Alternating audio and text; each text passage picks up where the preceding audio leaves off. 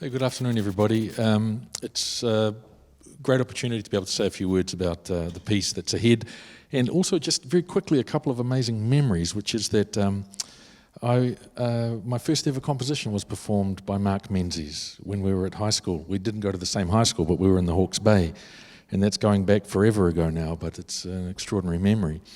And the other thing is, 40 years ago, Justin mentioned the Nelson Composers Workshop. 40 years ago, I came here as a first-year student at Victoria University to that Nelson Composer Workshop. And I had my piece played, and there was a long silence afterwards. It was agonizing and excruciatingly long, and no one said anything. And at one point, I was so kind of wound up, I had to ask, well, what did you think? And one of the older composers there, bless him, pointed to that statue and said, I think Beethoven smiled, which made me feel a lot better. So about this work you're going to hear, it's always an extraordinary experience hearing one's new work performed to an audience for the first time, because it's many months of work, and it's over in like about 11 or 12 minutes, which to me feels like 30 seconds, you know, when I'm in the audience. It's a very special experience hearing one's work for the first time in the midst of the audience that is also hearing that work. So it's a very special day for me and moment, and I'm very pleased to be sharing the occasion with you. About the work, there's a great program note, and it's a work that reflects really what I feel as I'm getting older, an increasing urgency to use the opportunity of creating new compositions and new works to reflect directly and very clearly on the state of things. Because I have had, in my opinion, I'm so grateful for the most wonderful career, the most wonderful journey, many amazing experiences working with wonderful people and great opportunities. But a lot of the music that I've written has been what we would call abstract music, which is that it speaks as music. In the same way that last night the amazing Brahms sextet speaks entirely as it needs to, as music. But as I've moved through life and I'm aware of the world around me, I feel like the time that I have left, what I would like to do is to create works that trigger or generate some kind of thought or contemplation about, well, things that really matter and that are quite urgent. You'll hear a lot of that in the piece that's coming. Because one of the things I've become aware of, and I think everybody would agree, no one can remember 5 catastrophes ago. You know, there's the next one and the next one and the next one, and we're in this kind of collapsed now, which there's so much change and yet there's no change. It's like a never-changing present that we seem locked into. So anyway, this piece is, in some ways, it's a homage to Noam Chomsky, who I've found throughout my life to be a very important source of very meaningful thought. And he is, I don't know if anybody here follows him or watches and listens to what he's doing, but he is ancient now. He is mid-90s, and I say ancient because he looks it. And he's this sort of very small, shriveled, but the brain is 100%. He had this encyclopedic knowledge and awareness of things. And so I caught an interview in which he was being essentially interrogated by an extremely unlikable but very popular interviewer. And I have to say that description is kind of a 21st century vocation these days, you know, like very unlikable but very popular. And he was being interviewed and was reflecting at this stage of his life, like what are the important things. And the first movement of this piece, which is called Terminal, is really Chomsky talking about something that he won't let go of, which most people seem to have let go of, which is the threat of nuclear war. I remember as a child it was ever present, this fear, and somehow it sort of, I don't know, dissipated and went away. But it's still very much over us. So he talks about that. And in the second movement, this might help clarify your experience of it. There's a yin and yang to that movement. There's like an A and a B, and then the A and the B and the A and the B. And the A is about somebody that you will figure it out extremely quickly who he's talking about, even though they're never named. And the B, which is a very different kind of music, is really these very small nuggets where Chomsky talks about his own life, because he never does. And he talks about the miracle of seeing his first son born. And just to hear him say this and the way that he says it is deeply moving. And in the second one of these sections, he talks about this thing, which is where the title of the work came from. He says, how is it that we have, as human beings, our communication consists of a finite number of symbols, and yet we're able to communicate an infinite number of thoughts. And through these symbols, we can let others understand the workings of our minds. And to hear somebody remark on that, who was that person, was also very moving to me. So I think that's plenty, and I just want to say a huge thank you to Justin for triggering and generating this project, because it's hugely important to me, and really very much hope you enjoy it.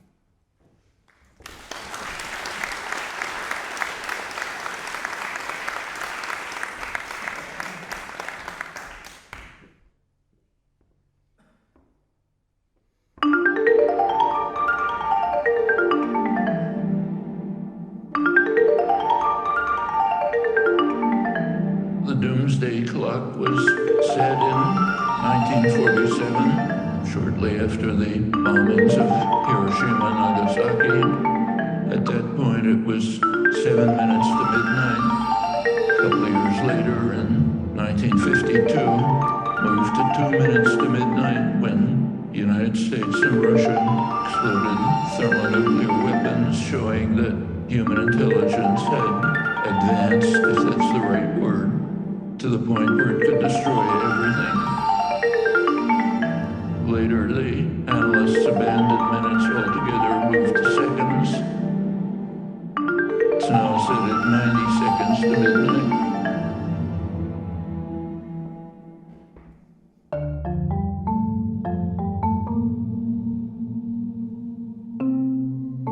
Set in January, I presume it'll move still forward towards midnight.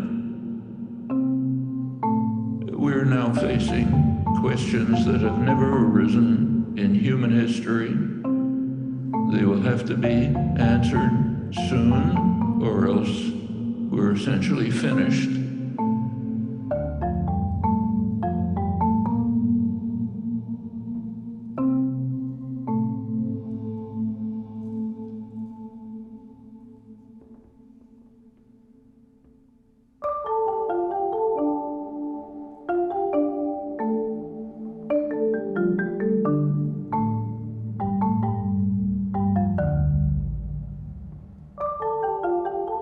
One, of course, is the threat of nuclear war, which is growing both in Europe and in Asia. The other is the inexorable march towards climate destruction. We have a couple of decades in which to deal with it. Methods are pretty well known. If we don't pursue them, we will pass irreversible tipping points, and there'll be a steady decline to undescribable catastrophe. That's where we stand now.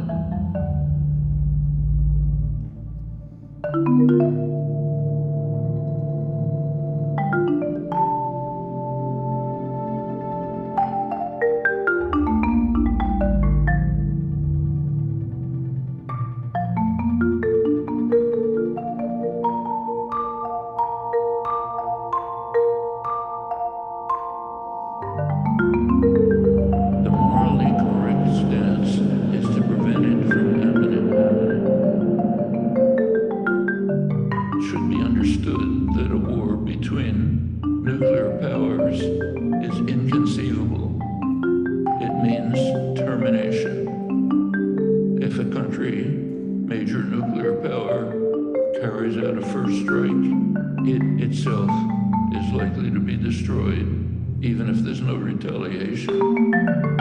These are not conceivable possibilities, but top strategists are talking about them and planning for them. This is beyond insanity.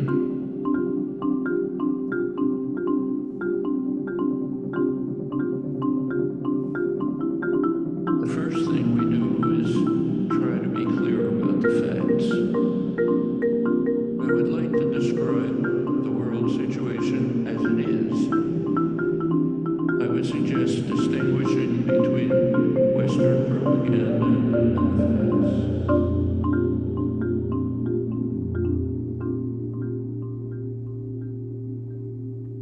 Dan tried very hard to try to bring the world to understand the hideous threats of terminal nuclear war that are right on the verge. And if you look over the history of the nuclear system, it's kind of a miracle that we've survived.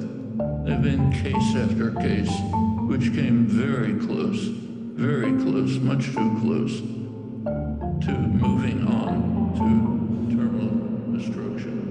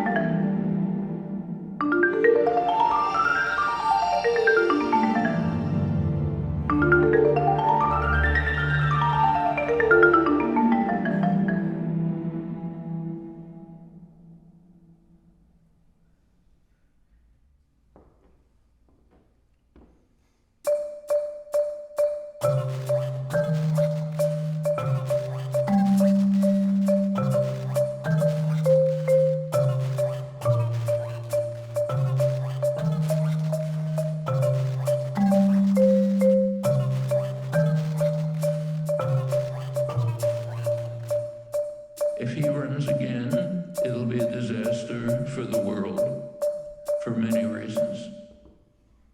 For one thing, as you saw during his first time, he has two commitments. One commitment is to himself.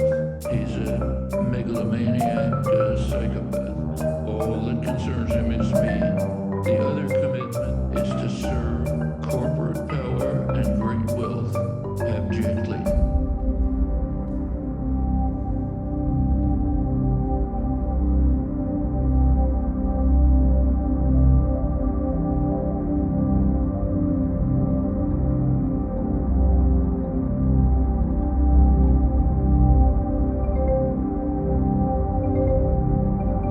Some moments are almost miraculous, like the birth of my first child. Many other things like it. But I don't see much point talking about my personal life and situation. There are more important things in the world.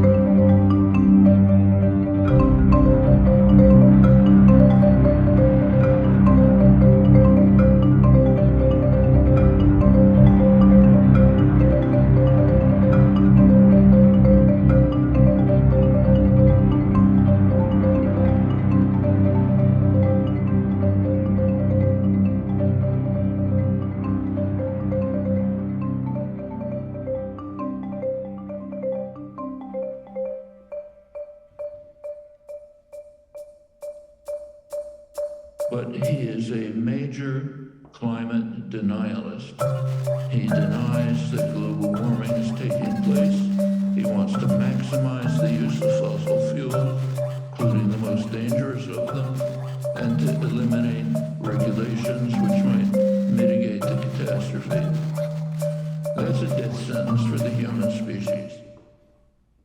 Domestically, he's made it very clear that he wants to institute a proto-fascist state, eliminate the civil service, replace it by loyalists. That undercuts what remains a functioning democracy. It would be a colossal disaster, and it's not unlikely.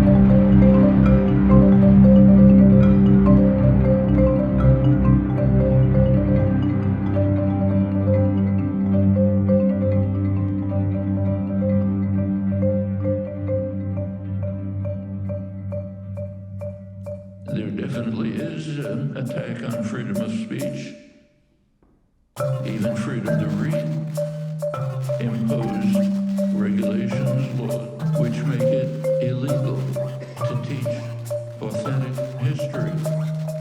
You have to teach a kind of history which glorified nothing about what actually happened.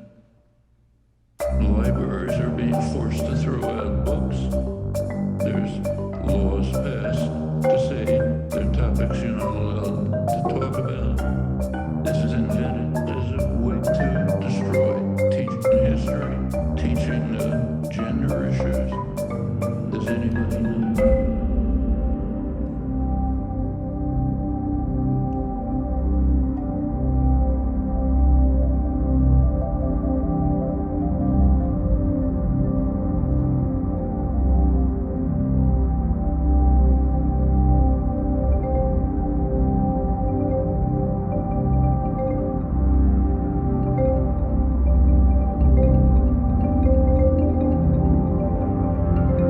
If you could write your own heading on your own tombstone, here lies Noam Chomsky, he. What would you like the rest of that sentence to say? He tried his best.